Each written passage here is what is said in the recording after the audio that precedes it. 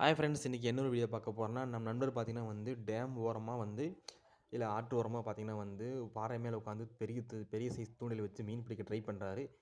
அப்போ ட்ரை பண்ணுற பார்த்திங்கன்னா வந்து ஒரு தூண்டில் ஒரு பெரிய சைஸில் ஒரு மீன் மாட்டிருக்குங்க. பார்த்தவே ரொம்ப வந்து ஆச்சரியமாக இருக்குது.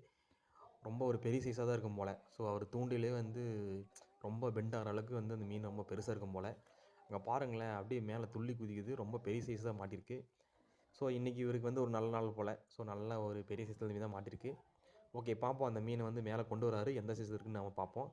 இவரும் போராடி அப்படியே கொஞ்சம் கொஞ்சமாக வந்து தூண்டில அப்படியே ஹேண்டில் பண்ணி அப்படியே மீனை பிடிக்க ட்ரை பண்ணுறாரு. ஓகே,